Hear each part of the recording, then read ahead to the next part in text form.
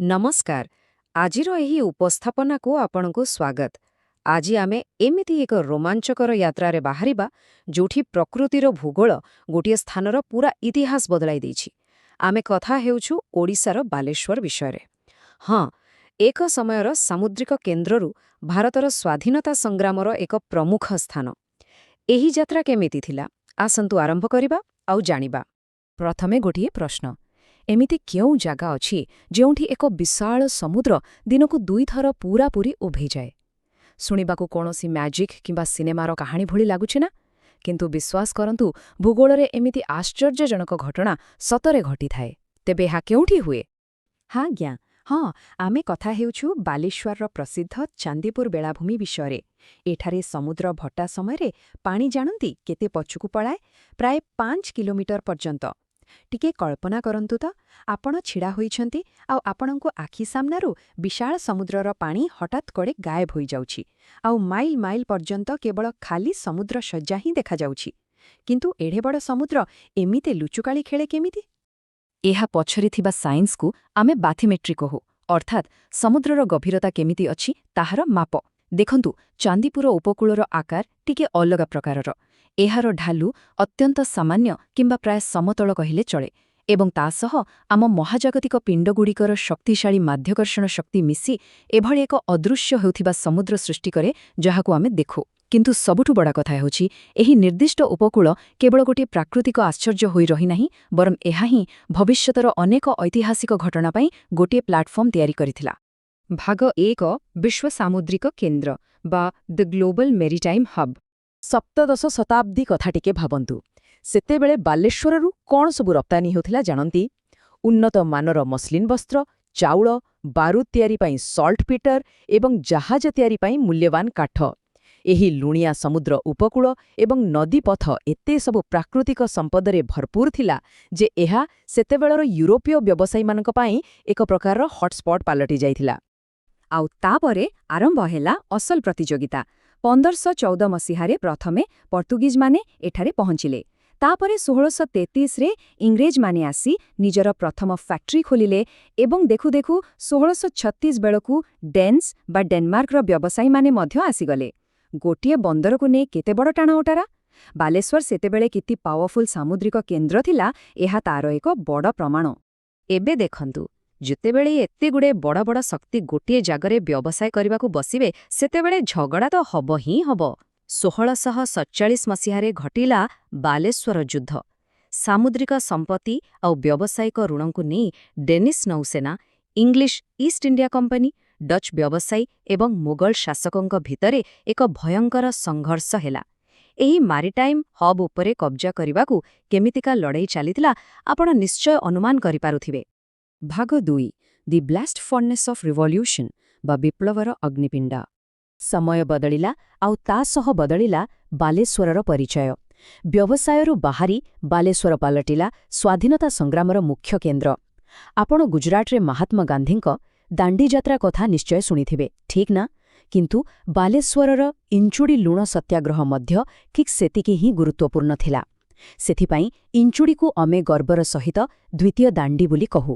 1930 ମସିହାରେ ବ୍ରିଟିଶ ଆଇନ ବିରୁଦ୍ଧରେ ସେହି ଉପକୂଳର ପ୍ରାକୃତିକ ଲୁଣ ହିଁ ସ୍ଥାନୀୟ ଲୋକଙ୍କ ଭିତରେ ଏକ ଅଦ୍ଭୁତପୂର୍ବ ଜାଗରଣର ନିଆଁ ଲଗାଇ ଦେଇଥିଲା।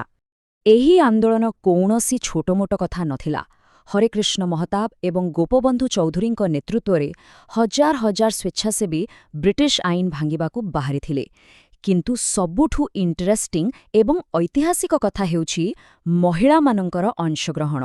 ରମାଦେବୀ ଏବଂ ମାଳତୀ ଦେବୀଙ୍କ ଭଳି ନେତ୍ରୀଙ୍କ ଆହ୍ୱାନରେ ସାଧାରଣ ଘରର ମହିଳାମାନେ ଆଗକୁ ଆସିଥିଲେ।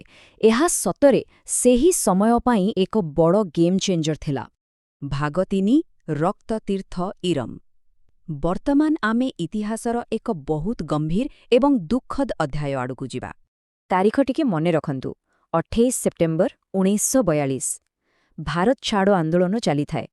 ଇରମ୍ ମେଳଣ ପଡ଼ିଆରେ ଏକ ଶାନ୍ତିପୂର୍ଣ୍ଣ ସମାବେଶ ହେଉଥିଲା। ପଡ଼ିଆର ଗୋଟିଏ ପଟେ ବିଶାଳ ବଙ୍ଗୋପସାଗର ଆଉ ଅନ୍ୟପଟେ ନଦୀ। ଖସିଯିବାକୁ ଖାସ୍ ବାଟ ନଥିଲା। ଆଉ ସେଇଠି ଘଟିଲା ଏକ କଳଙ୍କିତ ଘଟଣା, ଯାହାକୁ ଆଜି ଆମେ ଦ୍ୱିତୀୟ ଜାଲିଆନାୱାଲା ବାଗ ବୋଲି ମଧ୍ୟ କହୁ। 5,000 କେବଳ ଟିକେ ଭାବନ୍ତୁ ଏହି ସଂଖ୍ୟାକୁ। ଏତେ ସଂଖ୍ୟାରେ ସାଧାରଣ ଏବଂ ନିରସ୍ତ୍ର ନାଗରିକ ସେଠାରେ ଶାନ୍ତିପୂର୍ଣ୍ଣ ଭାବରେ ଏକାଠି ହୋଇଥିଲେ। କୌଣସି ପ୍ରରୋଚନା ନାହିଁ। ଆଉ ତାପରେ ବ୍ରିଟିଶ ନେତୃତ୍ୱାଧୀନ ପୋଲିସ ଆସି ବିନା କୌଣସି ଚେତାବନୀରେ ଆଖିବୁଜା ଗୁଳିମାର ଆରମ୍ଭ କରିଦେଲେ। ଆଉ ଏହି ଅମାନବୀୟ ଘଟଣାର ପରିଣାମ ଅତ୍ୟନ୍ତ କରୁଣ ଥିଲା। ଭାରତୀୟ ଇତିହାସରେ ପୁଲିସ ଦ୍ୱାରା ନାଗରିକମାନଙ୍କ ଉପରେ ହୋଇଥିବା ସବୁଠାରୁ ବଡ଼ ହତ୍ୟାକାଣ୍ଡ ଭିତରୁ ଏହା ଗୋଟିଏ। 29 ଜଣ ନିରୀହ ଲୋକ ସେଠାରେ ଶହୀଦ ହୋଇଗଲେ ଏବଂ 56 ଜଣ ଗୁରୁତର ଆହତ ହେଲେ। ଏହା କେବଳ ଗୋଟିଏ ଚାର୍ଟ କିମ୍ବା ପରିସଂଖ୍ୟାନ ନୁହେଁ। ଏହା ହେଉଛି ସେହି ନିରୀହ ଲୋକଙ୍କ ଜୀବନର ମୂଲ୍ୟ ଯେଉଁମାନେ ଆମ ଭବିଷ୍ୟତ ପାଇଁ ନିଜର ବର୍ତ୍ତମାନକୁ ବଳିଦାନ ଦେଇଦେଲେ।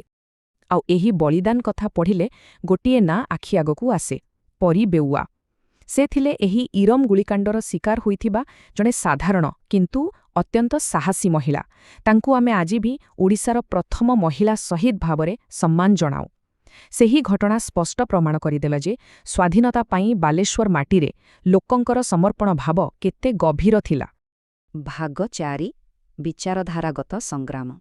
କେବଳ ଆନ୍ଦୋଳନ ନୁହେଁ, କଣା ଏବଂ ସାହିତ୍ୟ ମଧ୍ୟ ଏହି ସଂଗ୍ରାମର ବହୁତ ବଡ଼ ଅସ୍ତ୍ର ଥିଲା। ବନ୍ଦେ ଉତ୍କଳ ଜନନୀ ଏ ଗୀତର ସ୍ୱର ଶୁଣିଲେ ଆଜି ବି ଆମ ଦେହରେ ଶିହରଣ ଖେଳିଯାଏ ନା? କାନ୍ତକବି ଲକ୍ଷ୍ମୀକାନ୍ତ ମହାପାତ୍ରଙ୍କ ଦ୍ୱାରା ଲେଖାଯାଇଥିବା ଏହି କାଳଜୟୀ ସଙ୍ଗୀତ 1912 ମସିହାରେ ବାଲେଶ୍ୱରର ଉତ୍କଳ ସମ୍ମିଳନୀରେ ହିଁ ପ୍ରଥମ ଥର ପାଇଁ ବୋଲାଯାଇଥିଲା। ଏହା ଥିଲା ଆମ ଓଡ଼ିଆ ଅସ୍ମିତାର ଆରମ୍ଭ। ସେହି ସମୟରେ ରଚିତ ଏହିଭଳି ଗୀତ ଆଉ କବିତାଗୁଡ଼ିକ ଲୋକଙ୍କୁ ଏକାଠି କରିବାରେ ଯେଉଁ ମ୍ୟାଜିକ୍ କଲା, ତାହା ସମ୍ପୂର୍ଣ୍ଣ ରୂପେ ଅବିଶ୍ୱାସନୀୟ ଥିଲା। ତେଣୁ ଶେଷରେ ଏହିସବୁ ଦେଖିଲା ପରେ ଗୋଟିଏ ପ୍ରଶ୍ନ ମନକୁ ଆସେ ନିଶ୍ଚୟ। ଗୋଟିଏ ଜାଗାର ପ୍ରାକୃତିକ ଭୂଗୋଳ ତାର ଐତିହାସିକ ଭାଗ୍ୟ କେମିତି ବଦଳାଇ ଦିଏ? ବାଲେଶ୍ୱରର ସେହି ଦିନକୁ 2 ଥର ଉଭେଇ ଯାଉଥିବା ସମୁଦ୍ରଠାରୁ ଆରମ୍ଭ କରି ବିଶ୍ୱ ବାଣିଜ୍ୟର ହବ୍ ଏବଂ ଶେଷରେ ଆମ ସ୍ୱାଧୀନତା ସଂଗ୍ରାମର ଏକ ପ୍ରମୁଖ କେନ୍ଦ୍ର ପର୍ଯ୍ୟନ୍ତ ସବୁକିଛି ପଛରେ ଏହି ମାଟିର ଏକ ନିର୍ଦ୍ଦିଷ୍ଟ ଭୂମିକା ରହିଛି। ଆଶା କରୁଛି ବାଲେଶ୍ୱର ବିଷୟରେ ଆମର ଏହି ଉପସ୍ଥାପନା ଆପଣଙ୍କୁ ନିଶ୍ଚୟ କିଛି ନୂଆ ଦୃଷ୍ଟିକୋଣ ଦେଇଥିବ। ଏବେ ଆପଣ ଭାବନ୍ତୁ ଆପଣଙ୍କ ଆଖପାଖର ଭୂଗୋଳ କିପରି ଇତିହାସକୁ ପ୍ରଭାବିତ କରିଥାଇପାରେ। ଆଜି ପାଇଁ ବସ୍ ଏତିକି। ପୁଣି ଭେଟା ହେବ ଆଉ ଏକ ଜବରଦସ୍ତ ଟପିକ୍ ସହିତ। ଧନ୍ୟବାଦ।